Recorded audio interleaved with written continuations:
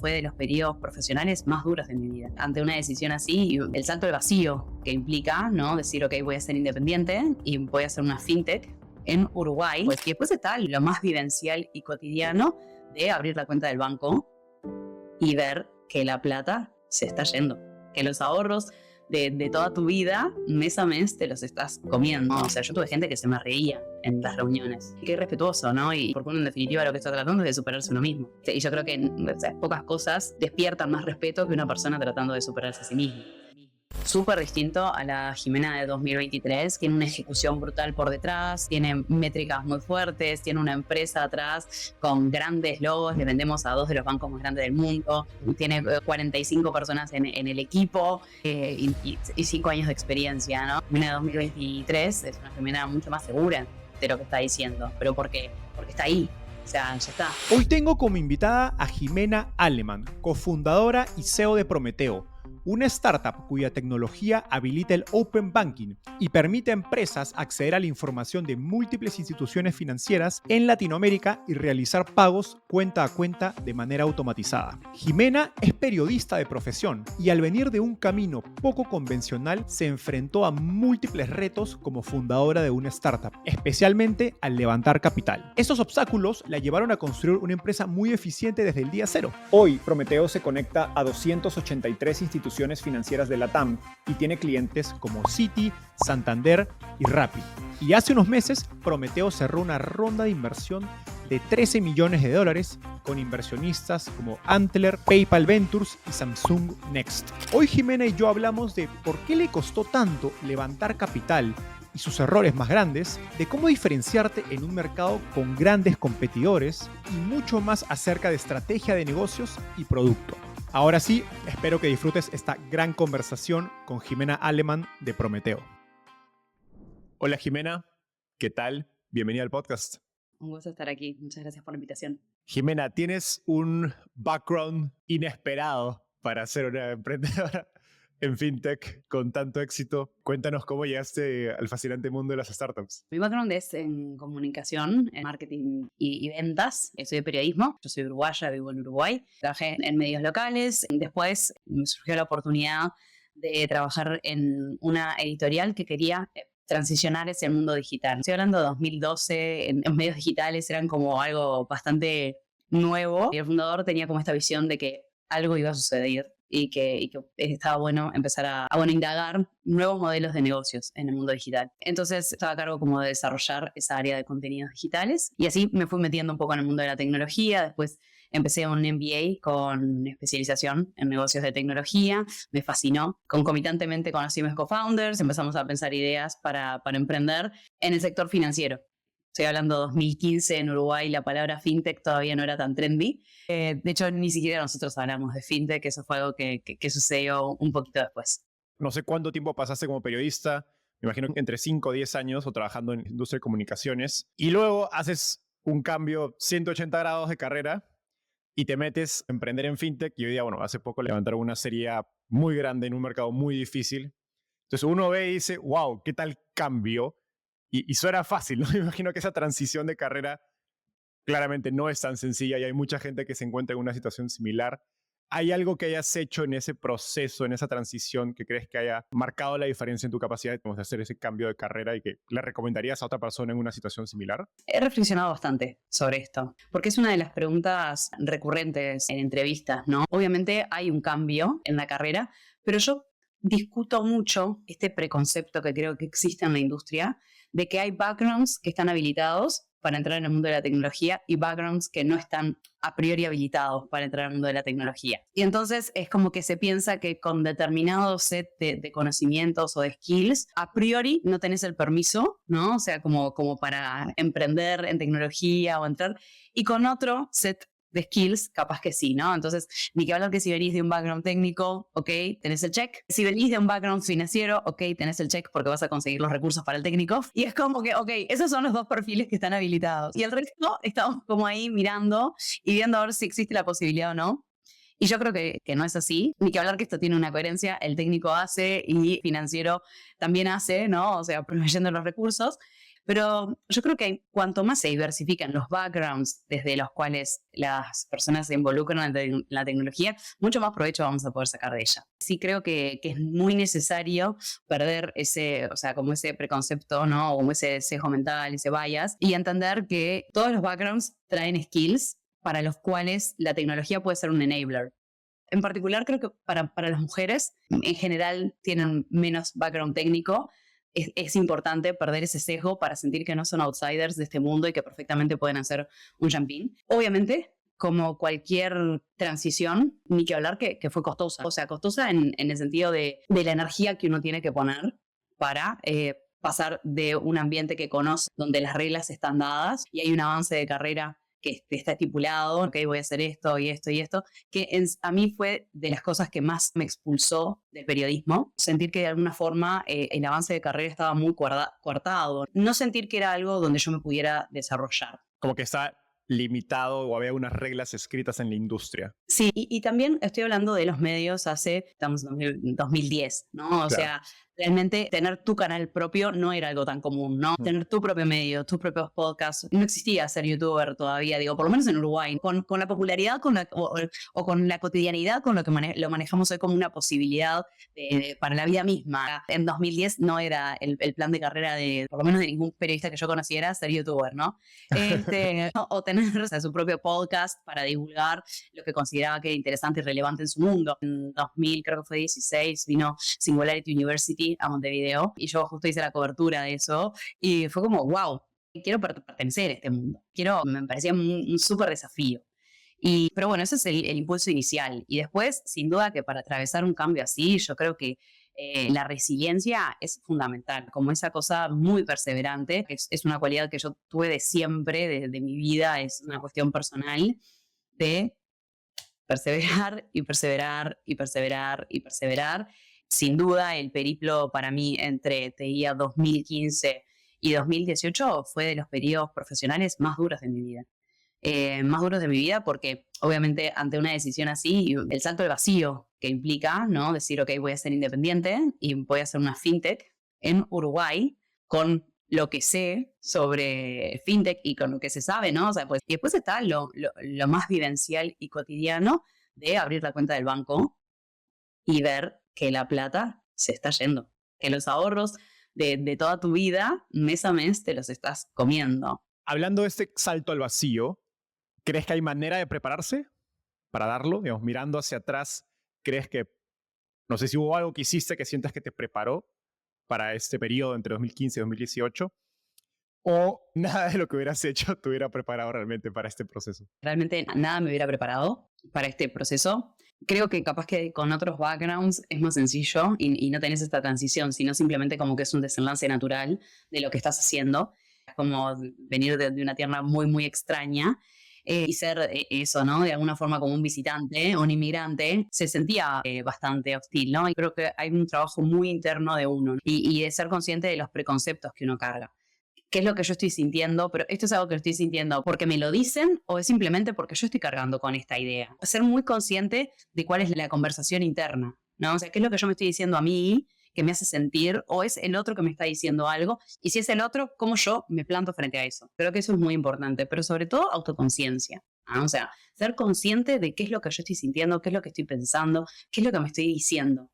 En cada momento es muy rico al momento de emprender porque te da mucha fuerza, o sea, te da mucho poder sobre ti mismo. Trabajar las capacidades internas creo que es algo que yo siempre recomiendo mucho, ¿no? Y bueno, con ellas obviamente, nada, ejercicio físico, terapia y coaching. Permíteme ir una capa más profundo.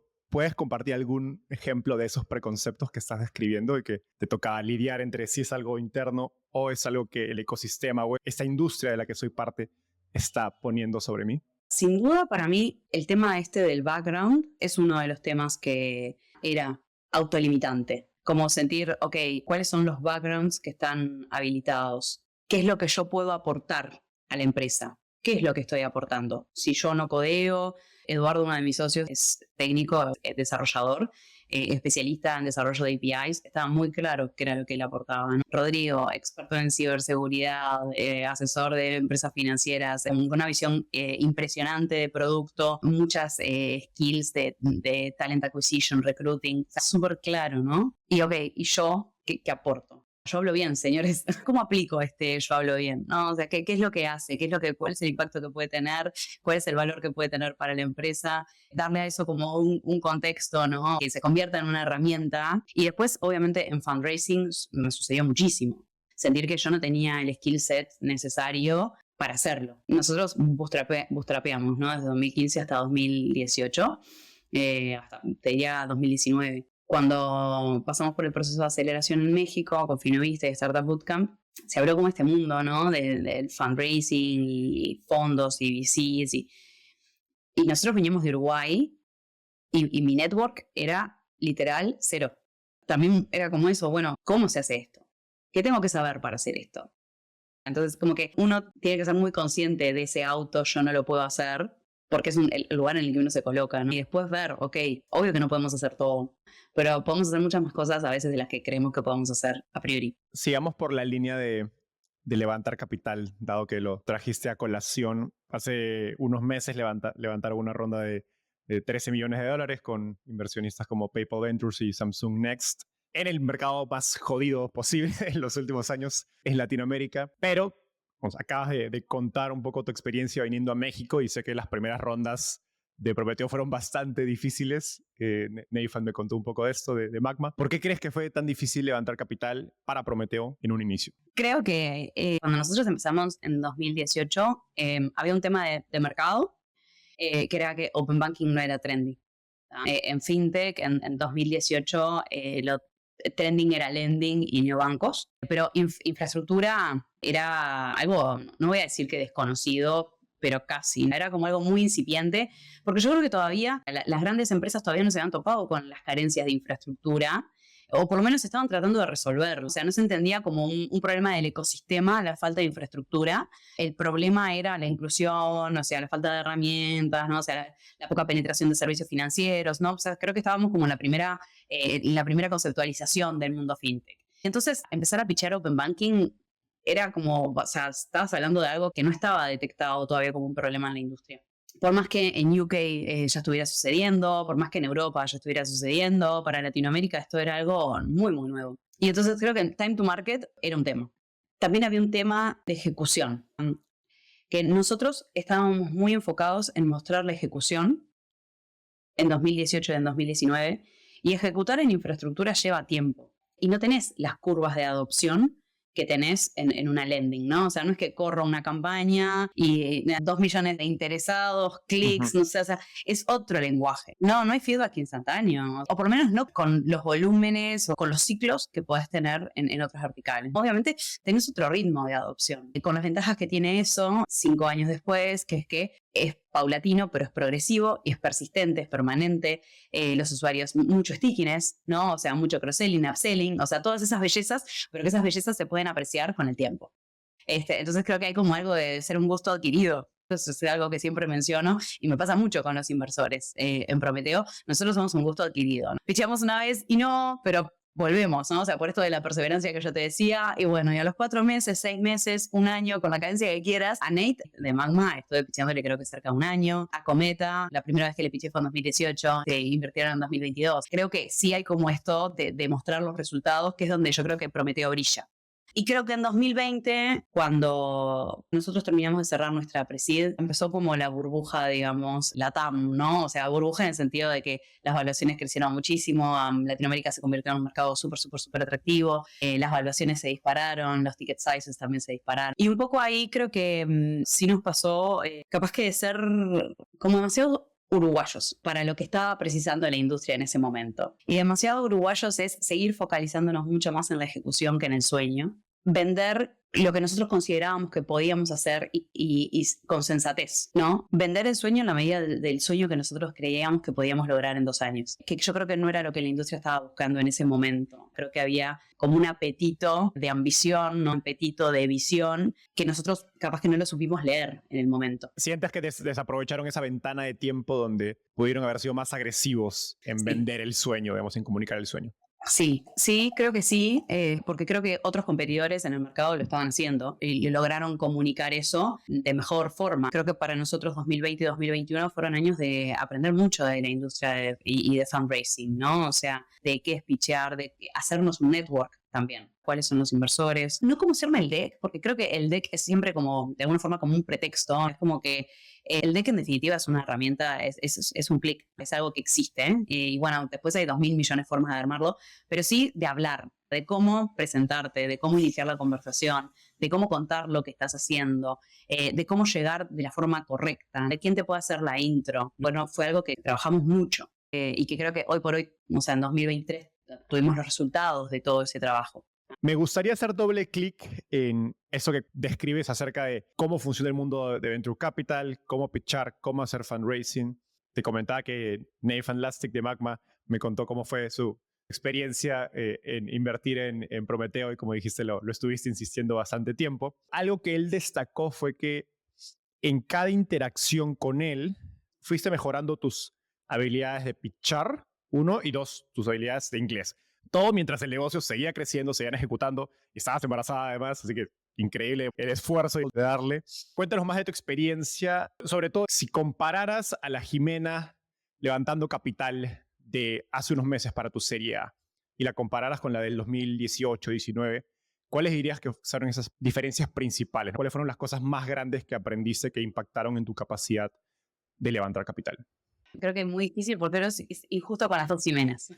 Es una comparación injusta con las dos. La Jimena de 2019-2020 estaba descubriendo una industria súper distinto a la Jimena de 2023, que no solo está, la oportunidad ya está clara, además tiene una ejecución brutal por detrás, tiene métricas muy fuertes, tiene una empresa atrás con grandes logos, le vendemos a 2 de los bancos más grandes del mundo, tiene 45 personas en el equipo y 5 años de experiencia, ¿no? Entonces, o sea, ni que la Jimena de 2023 es una Jimena mucho más segura de lo que está diciendo, pero porque está ahí, o sea, ya está.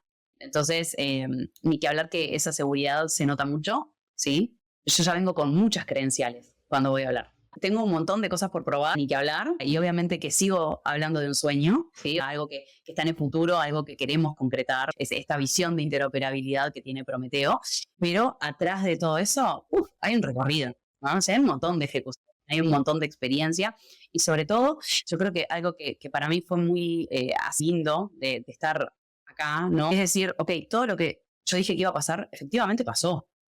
Que los inversores lo reconozcan.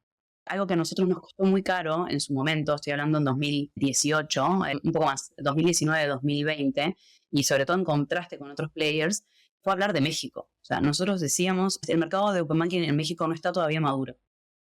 Y las empresas están demorando en implementar Open Banking. Y esa no era la respuesta para el inversor. Era como, pero ¿cómo que no vas a hacer México? No, porque en México no va a suceder. Eran 2 uruguayos diciendo que no iba a suceder. Versus un discurso capaz que más sencillo de hagamos México y Brasil. 4 años después en la industria, yo entiendo, vos ves Latinoamérica desde afuera y es México y Brasil, ¿ok? Pero también entiendo a la Jimena de 2020 diciendo, yo estoy viendo el mercado, yo estoy ahí.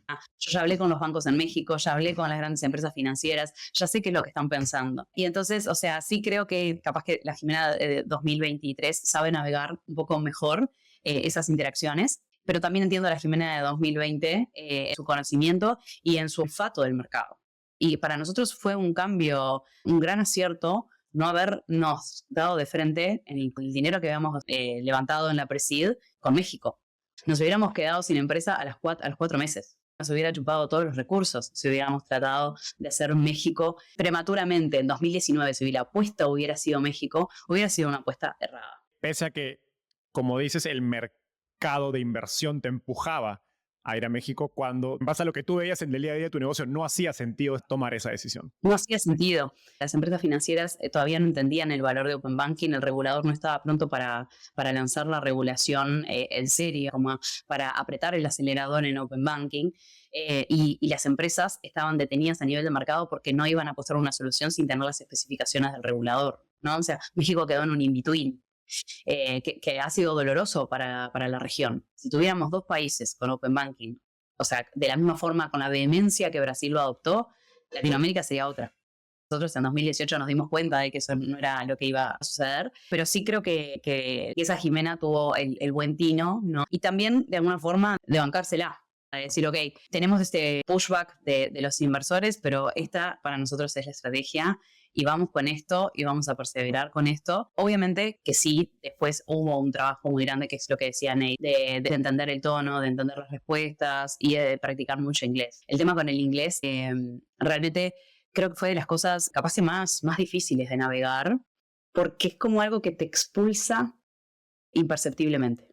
O sea, cuando vos no hablas bien como, o sea, casi native, ¿no? Para el inversor, incluso de Latinoamérica, es como de entrada uno. Y entonces eso es difícil. Convengamos que esa Jimena del 2020, o sea, sentía que sabía hablar inglés. O sea, y entonces, para mí era muy extraño sentir, ok, sé hablar inglés, pero no es el inglés que necesito. ¿Te refieres a temas de fluidez, de acento o a qué exactamente? Todo. Fluidez, acento y jerga. Okay. ¿No? La industria tiene una jerga. Sí, totalmente. Y seamos sinceros entre nosotros, nos encanta la jerga. Sí, es como un club. Nos encanta. Digo que es un club. Es un club, o sea, exacto. Nos encanta saber que estamos hablando de lo mismo y rápidamente cuando se detecta que no perteneces, es como, me parece que no. Entender esa jerga, entender también esas dinámicas. Yo creo que sí, para mí fue como súper importante, como en un momento, decir, ok, yo lo voy a hacer. O sea, siento que lo puedo hacer, ¿no? O sea, como la diferencia entre no puedo y siento que sí. Siento que lo puedo hacer. Hay como una cosa de una profecía autocumplida, que es como, lo voy a lograr. Y pasás muchas veces muy mal, ¿no? O sea, yo tuve gente que se me reía en las reuniones de cómo estábamos hablando. O sea, sí, o sea, realmente agresivo, ¿no? Pero lo pienso y digo, qué feo, qué respetuoso, ¿no? Y qué empático con el otro, ¿no? O sea, porque uno en definitiva lo que está tratando es de superarse uno mismo. Y yo creo que o sea, pocas cosas despiertan más respeto que una persona tratando de superarse a sí misma. Pero esas son cosas dolorosas. Con el tiempo, nada, es parte del camino. Por suerte, en el camino también me he encontrado con gente que me ha ayudado muchísimo. O sea, y realmente, o sea, creo que los socios que nosotros tenemos en Prometeo, los inversores que tenemos, han sido también parte de este crecimiento de la empresa y del crecimiento también personal mío, del crecimiento mío como profesional. Me encanta que compartas esto. Yo hace, 3 años que estoy trabajando para un fondo de Venture Capital en Estados Unidos, viviendo desde San Francisco. Y como decías, yo también pensaba que tenía un buen inglés. Yo también llegué a academia de inglés un par de años después del colegio, pero llegué acá y claramente me di cuenta que mi nivel de inglés no era suficiente, sobre todo mi acento fuerte latino. Así que un tip muy práctico que les recomiendo a quienes nos escuchan y se sienten en una situación similar es una aplicación que se llama Bold Voice, que es una aplicación enfocada en gente que tiene cierto nivel de inglés y cuyo único propósito es quitarte el acento o corregirte esas palabras, esas frases que si lo pronuncias en inglés, hay sonidos que no los practicamos en el idioma español, entonces tienes que aprenderlos en inglés para que se sienta realmente un acento más nativo, y la verdad que me ha ayudado mucho. Volviendo al tema de levantar capital, en el tema de cómo pitchar, cómo comunicas, ¿tienes algunos principios, aprendizajes principales que crees que vale la pena compartir? 2 cosas así rápidas. La primera es que el deck y el pitch es algo que tiene que estar absolutamente vivo. Y quiere decir que siempre muta. Que eso tiene que ser permanente. Después de cada conversación. Hay 2 millones de Prometeos, si nos fijamos en la cantidad de pitches que han habido. Todos los futuros posibles de Prometeo, o sea, están todos pitchados, ¿no? Es como... Multiverso, es el multiverso, exacto, es el multiverso de Prometeo, ¿no? Donde hay 2 millones de futuros posibles según cada pitch. Que en cada conversación van a haber insights o van a haber destellos que antes no estaban, ¿no? Y entonces, en definitiva, yo creo que el mejor pitch es el que tiene todos los destellos de las conversaciones anteriores. Esto que hablábamos de la elocuencia, ¿no? Hay veces que uno está más elocuente y un slide lo cuenta con una elocuencia y dice, mira, qué bueno esto que dije. y esto lo voy a tomar y ya lo hago parte. Y esto empieza a estar en el canon. Y entonces, cada conversación tiene que tener como un punto de inflexión en el cual decís, ok, esto entra en el canon y pasa a ser parte del pitch permanente, ¿no? O sea, entonces creo que eso es lo que lo mantiene vivo y creo que eso es importante. Pues lo otro, yo creo que es muy importante es atender al mirroring. Vos contás, nosotros estamos haciendo esto, esto y esto, y entonces del otro lado va a venir una repregunta. ¿Y eso es esto, esto y esto? ¿Y entonces están haciendo esto y esto? Pero esto, ¿es lo mismo que esto?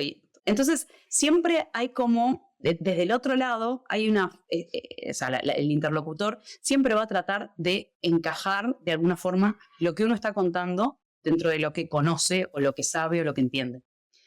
Pero entonces cuando vos sos consciente, podés ver ese proceso en el otro, te das cuenta cuál es el framework mental de dónde está el otro, con qué te está comparando, con qué te está contrastando, a qué te está asimilando. Y eso te permite también a vos resituar el producto, ¿no? O sea, creo que a nivel de benchmark esto es fundamental, porque siempre son juegos de contraste, ¿no? Pero también a nivel discursivo, de cómo se explica Prometeo. O sea, y si el otro lo explica de una forma que capaz que es más clara o mejor o tiene un elemento diferente, yo lo incorporo.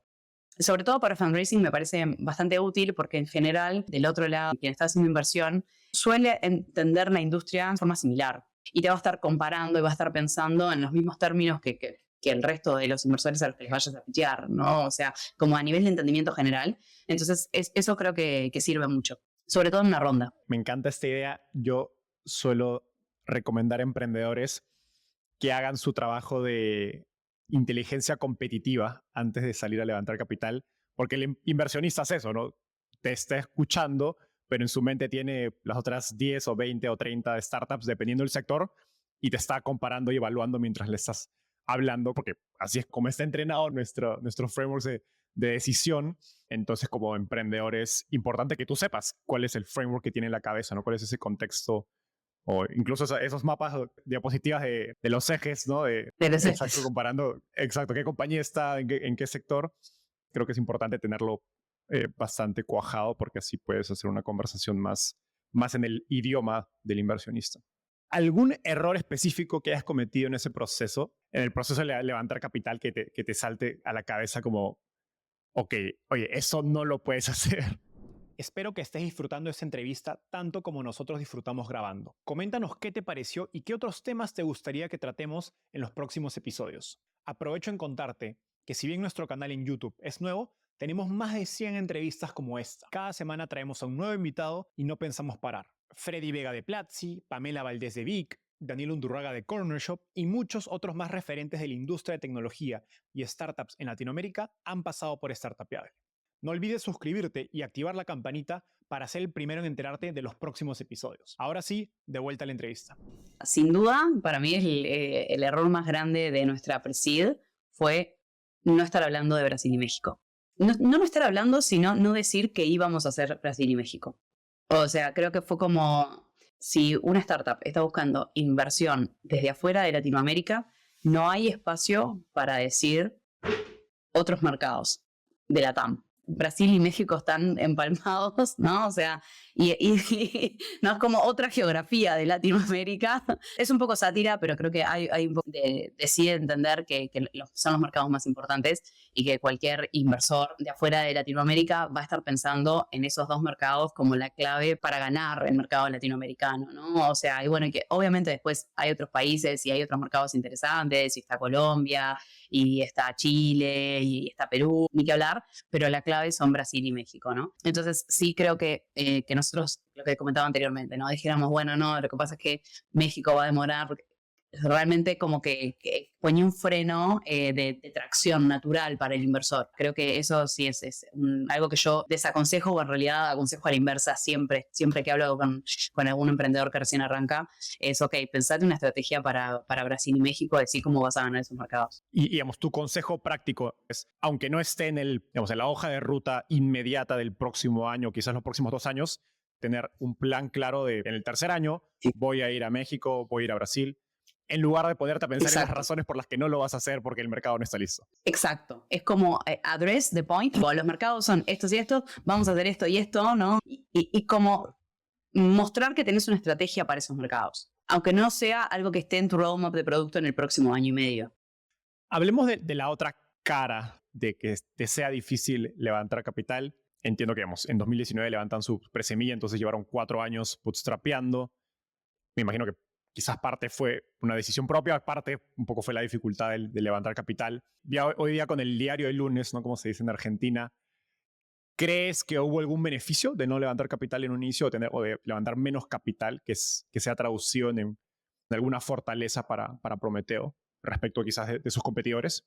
Sin duda, nosotros entre 2015 y 2018 que estuvimos full bootstrapping, no lo hacíamos en realidad un poco porque esa lógica no era una lógica que conociéramos, no era una lógica de financiamiento que estuviera habilitada para nosotros, porque Uruguay es un mercado muy muy pequeño en Latinoamérica y en 2015 era todavía muy inmaduro a nivel de venture capital. Como es un mercado tan pequeño, tampoco tenías el influjo que tenés en Brasil o en México de capital proveniente del exterior.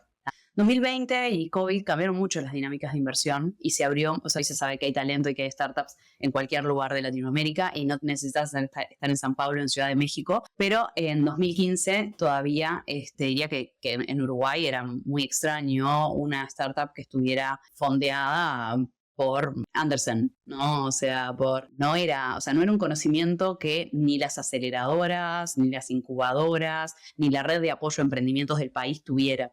Era como algo bastante exótico, o sea, para casos muy específicos de emprendedores que habían vivido en Estados Unidos o habían estudiado en Estados Unidos. Marcos Galperín, ¿no? Una cosa así, como David Vélez. Obviamente es como, ya tenían como un know-how, tenían un network de haber tenido experiencias educativas en Estados Unidos.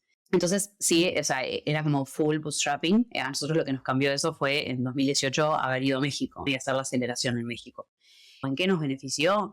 En que creamos una forma de ejecutar que es súper eficiente. Que yo creo que es de los grandes atributos, de las grandes ventajas de Prometeo y que creo que es una de las cosas que de alguna forma se recompensó en esta serie A. Las métricas de ejecución, el nivel de ejecución de Prometeo es muy bueno, pero porque tenemos una cabeza muy linda. Es como, no voy a contratar de entrada a 5 ingenieros, voy a contratar a uno, voy a ver cómo lo hace y después en función de eso voy a contratar a 4 más. Como una ejecución que yo trato de verla como muy sólida en los resultados, ¿no? Y sólida también en cómo está pensada. Realmente en el founding team, o sea, con Ro y con Edu, trabajamos mucho esto, ¿no? Como de tomar, que las decisiones son sesudas y realmente es como que cada peso cuenta. Y eso creo que es un poco lo que se recompensó y creo que es un aprendizaje de haber bootstrapeado tanto, de que para el primer año teníamos $5,000, para el segundo año teníamos 20,000 y era como, ok, ¿qué vamos a hacer con $20,000? No, tenemos que hacer todo esto, ¿no? Y es como, bueno, ok, ¿cómo lo vas a hacer? Exprimiendo el último peso. Sí, 100%. Hablando de esta forma de ejecución, algo que te escuché decir en una entrevista pasada y me encantó fue que parte de tu visión para Prometeo es hacer que se convierta en una marca tan fuerte como trabajar en Mercado Libre y que sea respetada por su forma de crear productos y tecnología. Cuando piensas en esta forma de ejecutar, de trabajar de Prometeo, ¿qué comportamientos, procesos, metodologías dirías que son únicas y que han sido factores claves de su éxito? Creo que 2 o 3 cosas que creo que han sido bastante claves en Prometeo. La primera es la importancia que le brindamos al componente emocional de la compañía. Lo emocional en Prometeo existe, no lo negamos. Existe en las personas, existe en nuestro vínculo como nosotros como founders, existe en el periplo de la vida de cada uno y eso se trae al trabajo. No es que hay una persona que trabaja y otra persona que siente. Está todo contemplado y creo que eso hace también una forma de trabajar, ¿tá? Que es muy volcada hacia la empatía y hacia entender al otro, ¿tá? Y hacia generar vínculos en la empresa. Eso ha generado una cohesión humana muy importante en el grupo, que yo creo que es un atributo que tiene, que nos ha permitido, entre otras cosas, tener muy poco grado de rotación en Prometeo. No nos ha quedado un competidor que no haya tratado de reclutar al equipo, en particular al equipo técnico. Han tratado de reclutar hasta Eduardo, el sitio, ¿no? O sea, yo creo que reclutar a tu cofundador es otro nivel. Exacto. O sea, otro nivel de recruiting, pero bueno, dejando a Eduardo Saed, que nos vamos a algo que fue como un chiste para interno, el equipo nos muestra como esta cosa muy transparente de fidelidad de alguna forma, ¿no? O sea, de compromiso con la empresa y de pertenencia, sobre todo de pertenencia. Que es algo que a nosotros nos parece muy, muy importante y es algo que valoramos mucho. Valoramos mucho que la gente trabaje en Prometeo, trabaje cómoda y trabaje de alguna forma queriendo lo que hace, que para nosotros es lo más lindo. ¿No? Y creo que eso va muy atado con lo otro, que es queriendo lo que hace. ¿No? Nosotros hemos trabajado a nivel de Prometeo de forma muy consciente el propósito. ¿No? O sea, eso es parte de la cultura. ¿Por qué estamos haciendo lo que hacemos? ¿Para qué hacemos lo que hacemos? ¿Qué significa lo que hacemos? Y de ser muy transparentes con el equipo, cuál es el próximo paso, pero también qué es la visión, qué es lo que estamos tratando de hacer. Entonces, hay en Prometeo un espíritu un poco rebelde, una cultura de innovación, una cultura de hacking, de hacking bien entendido, ¿no? Esas cosas creo que han hecho que la gente sienta que trabajando en Prometeo se puede sentir realizada y también que ese trabajo sirve de alguna forma un propósito, ¿no? Que es esta visión que nosotros tenemos de interoperabilidad en Latinoamérica, pero también esta visión de Latinoamérica, de la región que queremos crear, la región en la que queremos vivir. Me gustaría conversar en este último segmento acerca del negocio de Prometeo, digamos, y cómo ha evolucionado su negocio, también en paralelo a la evolución del sector donde ustedes juegan, que es esta categoría llamada Open Banking dentro de FinTech. Y creo que lo interesante es que Prometeo encaja en este concepto de overnight success, 10 years in the making, porque empezaron como una billetera electrónica, luego pivotan a una aplicación de finanzas personales y finalmente llegan al modelo actual de Prometeo. Y algo interesante que te escuché decir en este proceso de evolución es que tienes que comercializar tu ventaja competitiva, si no estás perdiendo valor. Explícanos esta idea y cómo un emprendedor puede aplicarla a su producto y a su negocio. Bueno, creo que en realidad no es una idea mía, al 100%, para ser sinceros.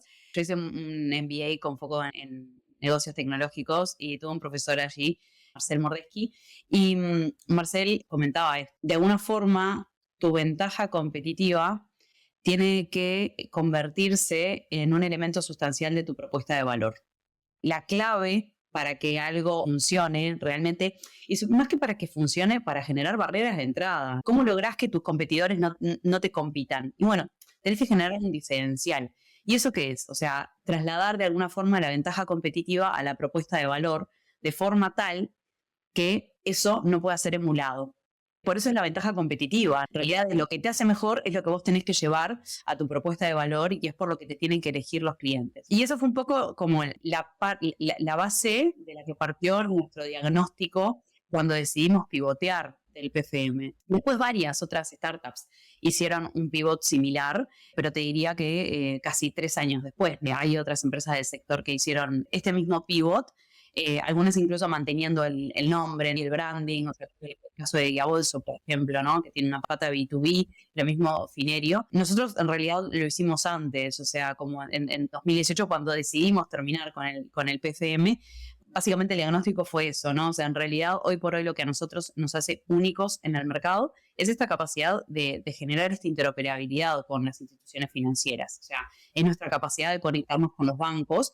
Y sobre esto lo que hemos hecho es construir productos y hemos tratado de comercializar los productos, pero en realidad la clave de que los productos funcionaran era esta infraestructura que nosotros habíamos creado.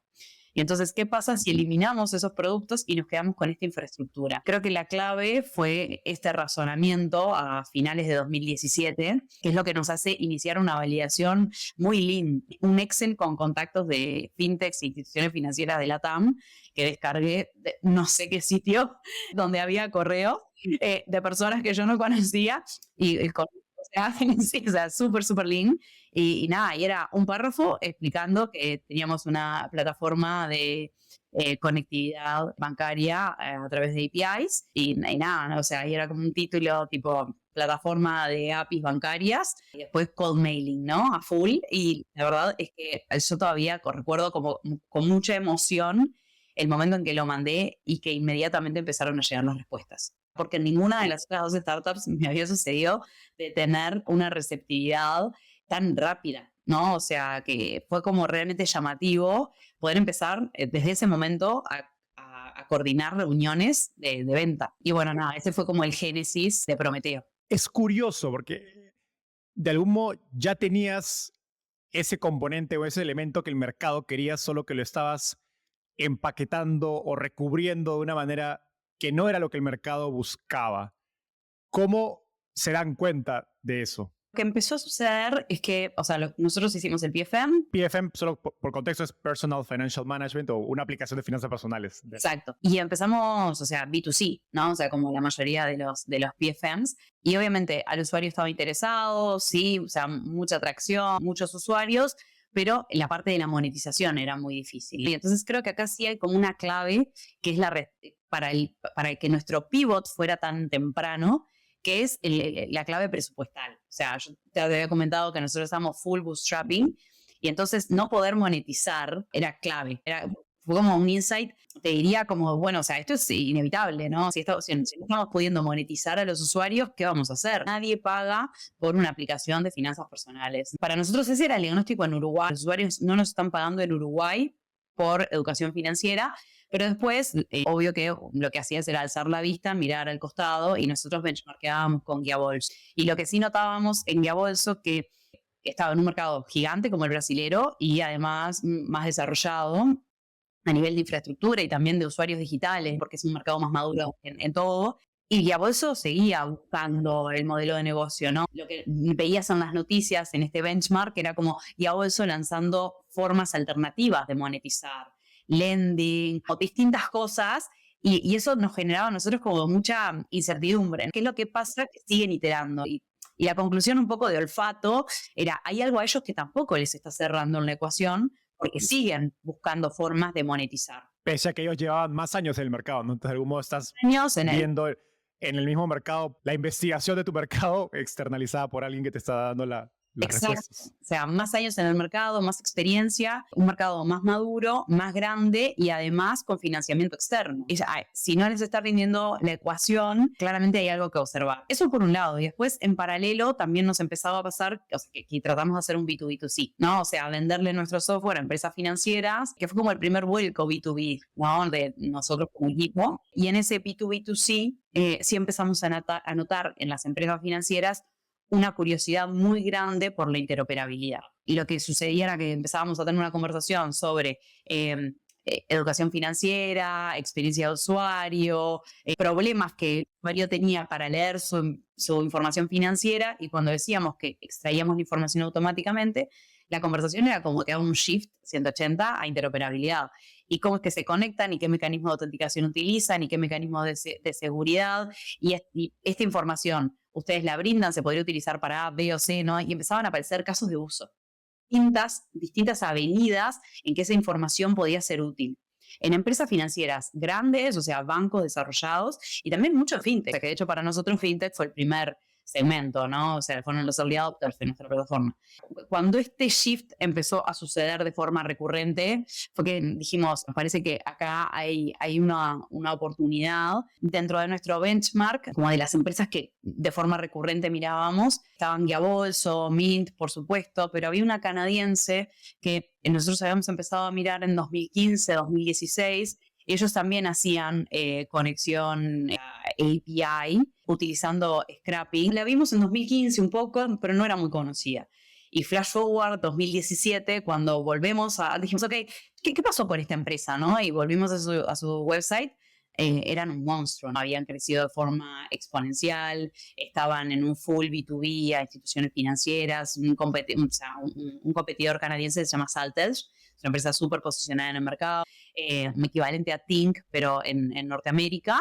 Y para nosotros, o sea, también fue como una validación, fue, ok, o sea, estas personas utilizando el mismo tipo de tecnología que nosotros estamos utilizando, están haciendo un B2B y escalando de forma súper acelerada. Yo creo que fue como esa combinación de elementos muy concomitante con la ley FinTech en México, con PSD2, que dijimos, bueno, ok, acá hay una oportunidad para hacer un full B2B infraestructura Open Banking en LATAM.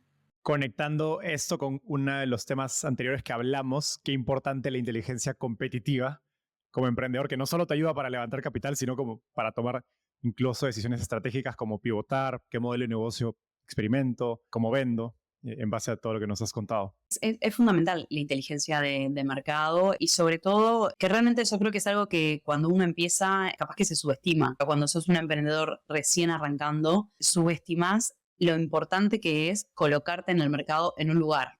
Elegir una pieza del mercado, es lo que acá es donde voy a estar yo, porque es eso, es siempre un juego de compare and contrast en definitiva, y nada, es algo bastante clave.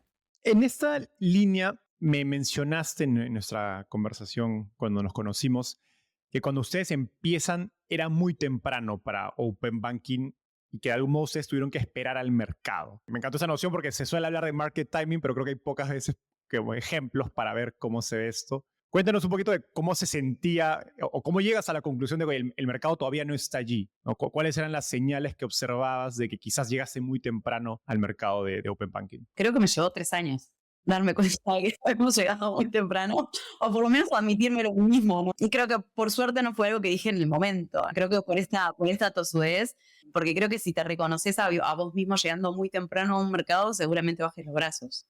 Porque en realidad el mercado no tiene una fecha, o sea, no es que vos sabés cuándo va a llegar. Entonces creo que el hecho de no habernos sincerado de alguna forma con esa realidad nos permitió persistir y mantenernos en el mercado. Yo creo que sí fue un elemento clave, proceso regulatorio en México, que enlenteció mucho la adopción de Open Banking en México y creo que en el resto de Latinoamérica un poco que también, ¿no? Nosotros cuando estábamos haciendo el Finovista para entrar al proceso de aceleración tenía un speed dating. Realmente no sé por qué no anoté nunca el nombre de esa persona, pero estábamos en este speed dating y eran 5 minutos y entonces nosotros contábamos la idea y nos daban feedback. Me acuerdo que nos sentamos en una mesa, hasta me acuerdo dónde estaba ubicada la mesa y me acuerdo de la cara de la persona. Era un hombre que trabajaba en una empresa financiera en México y nos dijo, lo que tienen que hacer ustedes es aguantar 2 años. O sea, esto no va a suceder ahora, pero traten de conseguir fondos para aguantar 2 años y en 2 años esto va a pasar. Y si están ahí todavía, lo van a poder aprovechar. Y creo que de alguna forma como que eso me quedó un poco inconsciente. Y realmente yo y mi equipo, ¿no? O sea, Rodrigo, Eduardo, siempre estuvimos convencidos de que esto iba a pasar en Latinoamérica. Que eso fue como la clave. El tema era cómo hacemos para esperar a que esto suceda.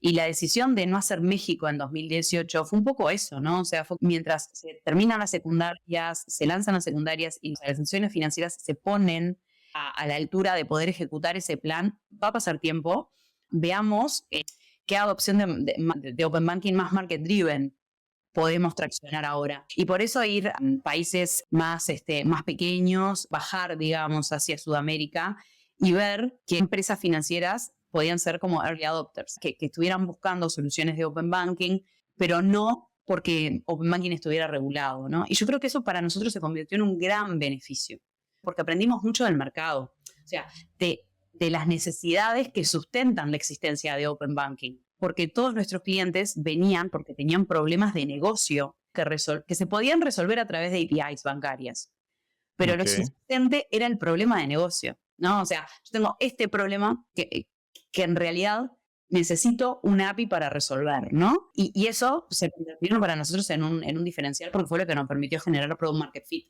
Nosotros no nos aceleró la existencia de una regulación. De hecho, nosotros no creemos en el Open Banking por compliance. Nosotros creemos en el Open Banking por... A diferencia de cómo pasó en Europa, en Estados Unidos, que fue un poco más por un empuje regulatorio de generar competencia en el mercado financiero. En Europa, en UK, incluso en Brasil, nosotros creemos que es importante la regulación, ¿no? O sea, pero creemos que la regulación siempre tiene que, de alguna forma, address, ¿no? O sea, como señalar un mercado que ya existe, un mercado que está maduro maduro, bueno, o en vías, ¿no? De madurar, pero que se sustenta por una necesidad de los usuarios. De mercado, exacto.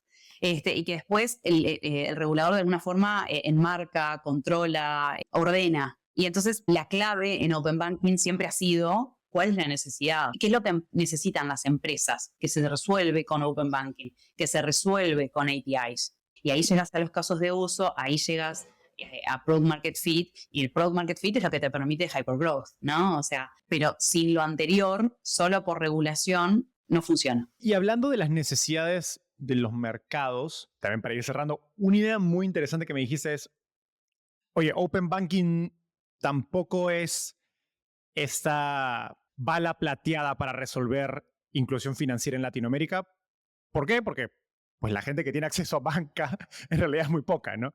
O, digamos, hay un porcentaje pequeño de gente que tiene acceso a banca y luego un porcentaje quizás más grande que están subbancarizados, ¿no? Que quizás tienen una cuenta bancaria, a lo mucho no tienen realmente servicios financieros completos. Explícanos esta idea que creo que es, de algún modo, pone en contraposición de manera muy clara la necesidad que tiene Latinoamérica respecto a Open Banking versus otras regiones más desarrolladas, donde el problema es inherentemente diferente, y cómo eso se traduce en tu visión de producto de Prometeo. Creo que hay como dos cosas. Primero es el tema de la relación entre Open Banking e inclusión financiera.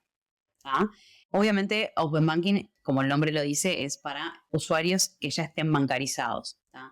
Y te diría que, de alguna forma, en 2021, un poquito más para atrás, capaz, ¿no? La primera ola fintech, ¿no? 2019, o sea, cuando estábamos ahí un poco más peleándola, Open Banking no era tan atractivo porque justamente no estabas incluyendo. Entonces, en realidad lo que se necesita en Latinoamérica es incluir. Y nosotros siempre como que cuestionamos un poco esa lectura, porque en Latinoamérica hay un problema de inclusión, pero también hay un problema de subbancarización. De nada sirve el número de cuentas bancarias si esas cuentas bancarias están inmóviles, con gente que tiene un saldo en la tarjeta el primero de cada mes o el primer día de la quincena, y a las 8 horas ese saldo se debitó, se salió de un cajero automático y está en el bolsillo, y es gente que gasta en efectivo, porque no tiene servicios financieros que la acompañen en su uso diario. Y es porque la infraestructura no está creada para que el usuario de a pie use todos los días el banco. Y entonces es importante generar competitividad y es importante generar servicios digitales que estén en la cotidianidad del usuario. Y yo creo que Open Banking, ni que hablar, que ahí tiene un lugar. Esa es como una de las cosas capaz que más controversiales que hemos dicho en este tiempo. Muchas cosas controversiales, claramente. Por eso digo que somos un gusto adquirido, ¿no? O sea, porque entre que Open Banking no es inclusión financiera, que Open Banking en México iba a demorar, y lo tercero que te voy a decir ahora, claramente tenemos una visión bastante particular del mercado. Lo tercero es la diferencia en cómo abordás Open Banking. O sea, ¿cuál tenía que ser el abordaje de Open Banking? Inicialmente, Latinoamérica salvo Brasil, abordó Open Banking, incluso la conversación, a través de el acceso a los datos, el acceso a la información bancaria, que fue el mismo abordaje que se hizo en Europa. Y esto es que bien clásico, yo creo que es de tropicalizar como una infraestructura desde afuera, tratar de importar algo, digamos, ¿no? ¿Cuál es el tema? Que en realidad en Europa vos ya tenés a los usuarios bancarizados, y entonces lo que estás generando cuando buscas APIs de información bancaria es un add-on. Sobre esta usabilidad, este acceso que los usuarios ya tienen, nuevas features, o sea, más comodidad, ¿no? Pero el acceso está dado. El tema en Latinoamérica, y lo que nosotros nos fuimos dando cuenta, sobre todo en 2021, es que el problema no estaba en el acceso a la información, porque cuando venían los usuarios, o sea, los clientes, a golpearnos la puerta, nos golpeaban la puerta para acceder a su información bancaria, pero cuando vos rastreabas el nudo de la interoperabilidad no estaba en el acceso a la información. El nudo de la interoperabilidad estaba en la transaccionalidad, estaba en el pago. Y entonces el problema de interoperabilidad era cómo se hacían las transacciones y no cómo se leían las transacciones. O sea, la lectura del saldo lo que estaba cubriendo era una necesidad anterior, que era mejor interoperabilidad cuando hago la transacción, cuando hago el pago. ¿Te refieres con que las instituciones financieras, los proveedores de servicios financieros puedan transaccionar entre sí? Eso es lo que faltaba. O sea, estaba muy limitada esa transaccionalidad. No, brinden un API de transaccionalidad. Brinden el API de iniciación de pagos. ¿Eso qué quiere decir? Okay. Que vos, desde cualquier canal digital, puedas iniciar pagos con tu cuenta bancaria, que es básicamente Pix. En realidad ahora en Brasil tenés APIs de iniciación de pagos, que es como la segunda derivada de pago por banco, ¿no? Pero, digamos, de lo que se trata es de generar o lograr que el banco se convierta en un medio de pago. Porque una vez que vos ya tenés cierto nivel de inclusión financiera, que es lo que se trató de hacer en Latinoamérica, ¿no? Entre 2015 y 2020, creo que la inclusión financiera en Latinoamérica casi que se duplicó. Pasó de estar en un 40% a estar en un 70, 70 y algo. ¿Qué quiere decir? Un montón de gente tiene cuenta bancaria. Y el tema es que la usa. ¿Qué pasa si logramos que la cuenta bancaria se convierta en un medio de pago digital, como lo es la tarjeta? ¿Tá? ¿Qué pasa? En Latinoamérica, así como no tenés gente que no tiene cuenta bancaria, tenés gente que no tiene tarjeta de crédito. ¿Por qué? Porque la tarjeta de crédito es un instrumento de pago caro. Caro para el merchant y es caro para la persona. O negocios que no lo quieren aceptar, simplemente. Pero que no lo aceptan, ¿por qué? Porque es caro. Porque Es caro. En las tasas, ¿no? En las comisiones que cobra, y es costoso también en lo que demora en liquidarle al merchant el dinero. Con este combo de complejidades que tiene en Latinoamérica la adopción de pagos digitales, que es básicamente tenés que ir por la infraestructura de las tarjetas, que es muy cara, o si no, o sea, no tener un medio de pago que sea automático. ¿Ah? Es que nosotros lanzamos nuestra solución de pagos cuenta a cuenta. Pero un poco la lectura, ¿no? O sea, y yendo a qué fue lo que nos impulsó, fue entender cuál era el comportamiento del cliente cuando venía a buscar Open Banking. ¿Cuál era la necesidad en realidad del cliente cuando venía a buscar nuestra solución de datos en Open Banking? Era en realidad solucionar un problema de interoperabilidad en el pago, para recibir un pago que era por banco, pero para el cual no tenía forma automática de conciliar, ¿sí? Entonces nosotros brindábamos una API de conciliación que le permitía al cliente poder conciliar ese pago, pero que en realidad de lo que se trataba era de mejorar el flujo de pago para que todo el proceso fuera automático. Y ahí es que lanzamos pagos cuenta a cuenta. Y la verdad es que para nosotros el tema de Product Market Fit ha sido un diferencial, ¿no? O sea que básicamente Product Market Fit es esto, ¿no? Poder escuchar al cliente y entender cuáles son sus necesidades y al mismo tiempo ser capaz de crear el producto que satisface esas necesidades. Pero creo que siempre la clave está como en ese hilo que uno trata de escuchar del cliente para entender dónde es que necesita que uno le entregue valor. Fascinante. El cliente te va a decir el problema, pero no la solución que tienes que llegar. O sea, ahí empieza la creatividad, ¿no? O sea, de poder proponer una solución que sea lo suficientemente creativa para que pueda suceder. Jimena, una última pregunta de cierre. Si miras 10 años hacia el futuro y te pones el sombrero de soñadora, ¿cuál es la visión más extraordinaria de lo que está haciendo Prometeo? Si me pongo soñadora a nivel de producto, a mí me emociona muchísimo esta carretera única de información bancaria across LATAM. Creo que el across LATAM lo tenemos ya bastante trabajado. Realmente ser la capa de interoperabilidad bancaria en el mundo de acá a 10 años es algo que me súper emociona. Que eso haya salido de Latinoamérica es algo que me parece realmente extraordinario y realmente muy emocionante, ¿no? O sea, decir, bueno, no, esta empresa salió de Uruguay. Está esta idea para mí, que realmente el día que hagamos el IPO, toda la gente que esté ahí parada, sea realmente el retrato de Latinoamérica. O sea, que vos puedas ver esa foto y digas, sí, claro, este equipo es latinoamericano, que la fisonomía sea latinoamericana. A mí eso es algo realmente que me emociona muchísimo y siento que sería de las cosas más gratificantes de la vida. Qué linda visión. Jimena, gracias por todo este tiempo. Ha sido una conversación increíble y me encantó ese último mensaje para cerrar. Gracias por todo y muchos éxitos, que creo que vas a llegar a esa foto. Ojalá que sí sea, ojalá que sí sea. Muchísimas gracias por este tiempo y esta conversación. La disfruté mucho, Enzo. Gracias por acompañarnos hasta el final del episodio. A diferencia de un inversionista, no te cobramos por nuestra sabiduría, pero para poder seguir creciendo necesitamos de tu ayuda. Así que comparte este episodio con tus amigos emprendedores. Y si quieres recibir el resumen con lo mejor de todas nuestras entrevistas, no dejes de suscribirte a nuestra newsletter dándole clic aquí. Nos vemos en el próximo episodio.